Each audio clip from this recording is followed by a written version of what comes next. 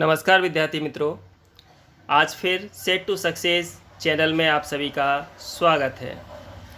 आज हम गाला असाइनमेंट का पेपर नंबर 1 उसका सेक्शन बी देखेंगे, जिसमें क्वेश्चन नंबर 16 साझेदारी करार पत्र ये पेड़ी का क्या कहलाता है। तो इसका राइट आंसर है कि साझेदारी करार पत्र पेड़ी का संचालकीय संविधान कहलाता है, क्योंकि पेड़ी का संचालन जो होता है वो करार पत्र के आधार पर ही होता है, इसलिए संचालकीय संविधान कहते हैं। प्रश्न नंबर 17 ख्याति ये किस प्रकार की संपत्ति है। तो इसका उत्तर है ख्याति ये धंधे की प्रतिष्ठा का मूल्य दर्शाने वाली अदृश्य संपत्ति है। आप सभी जानते हैं कि ख्याति अदृश्य संपत्ति होती है और ये किस पर आधारित होती है, तो लाभ कमाने की क्षमता पर। इसके बाद हमारा नेक्स्ट क्वेश्चन आता है क्वेश्चन नंबर 18 अधिक लाभ किसे कहते हैं।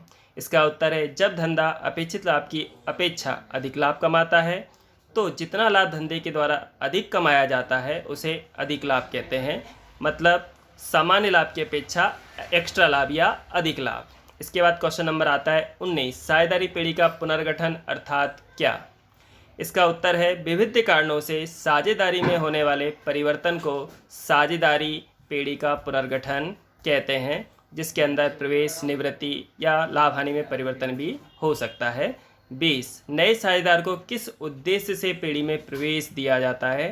तो इसका राइट आंसर है कि चालू पेड़ी में अधिक पूंजी की आवश्यकता हो, अधिक संचालन शक्ति की आवश्यकता हो, किसी साझेदार की मृत्यु या निवृत्ति हो, कुशल और कार्यक्षम कर्मचारी को पेड़ी में ही रखना हो और जोखिम के बंटवारा के उद्देश्य से नए साझेदार को प्रवेश दिया जाता है।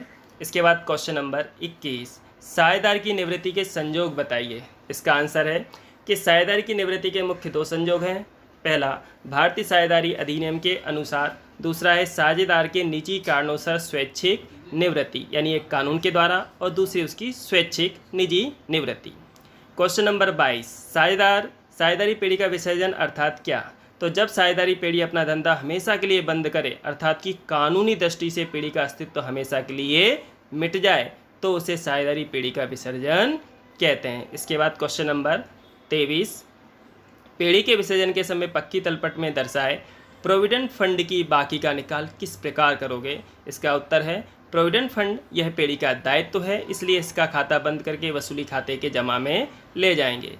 प्रविष्टि होगी प्रोविडेंट फंड खाता उधार वसूली खाते से। क्वेश्चन नंबर 24 प्रतिभूति प्रीमियम अर्थात क्या। जब कंपनी अपने शेयर मूल कीमत की अपेक्षा अधिक कीमत पर प्रकाशित करे तो उसे प्रीमियम की रकम कहते हैं। कंपनी कानून के अनुसार यह रकम प्रतिभूति प्रीमियम कहलाती है। इसके बाद क्वेश्चन नंबर 25 डिवेंचर होल्डर किसे कहते हैं। तो जो लोग कंपनी को रकम देकर डिवेंचर प्राप्त करते हैं अथवा बाजार में से डिवेंचर खरीदते हैं, उन्हें डिवेंचर होल्डर कहते हैं। अर्थात डिवेंचर खरीद कर रखने वाला व्यक्ति डिवेंचर होल्डर कहलाता है।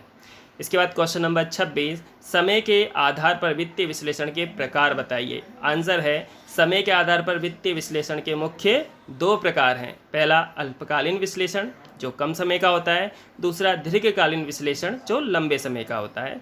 क्वेश्चन नंबर 27 गुणोत्तर अर्थात क्या। उत्तर है 2 हिसाबी आंकड़ों के बीच का संबंध जो गणितिक रीति से दर्शाया हो तो उसे गुणोत्तर कहा जाता है। इसमें 2 साल के आंकड़ों के बीच संबंध स्थापित किया जाता है।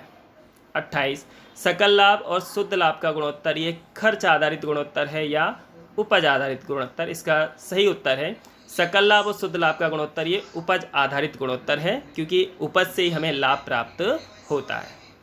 प्रश्न नंबर 29 रोकड़ प्रवाह पत्रक अर्थात क्या। तो वर्ष दरमियान रोकड़ की आवक और जावक के परिणाम स्वरूप वर्ष के अंत में रोकड़ और रोकड़ के समकक्ष की बाकी दर्शाता पत्रक अर्थात रोकड़ प्रवाह का पत्रक।